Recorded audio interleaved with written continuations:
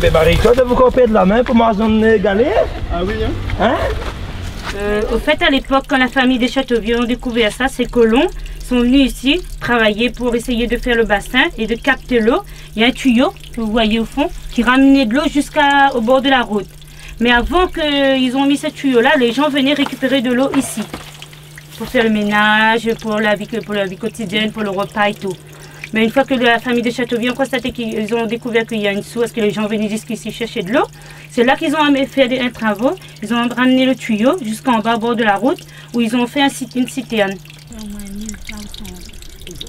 Et on sait depuis quand, pourquoi ça coule plus comme avant? Non, ça on sait pas. Je sais pas. Mais à mon avis, comme là c'est en période de sécheresse, donc c'est peut-être que c'est normal que ça coule pas plus fort que ça.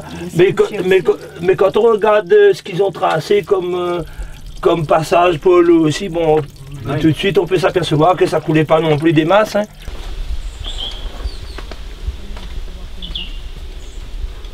Sur le parcours, il y a des traces qui restent encore de nos anciennes familles, même de la famille de Châteauvieux, le café qui était planté là. Vous voyez qu'il y a plein de plants de café.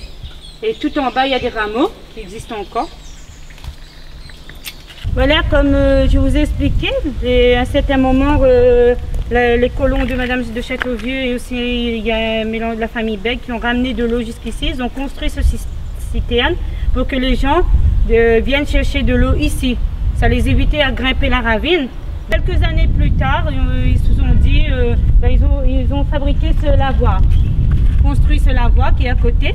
Mais là, les femmes venaient laver leur linge. Ils ramenaient de l'eau sur la tête, toujours pareil, chez eux, pour le repas, etc. Mais les vêtements et tout, ils venaient laver ici.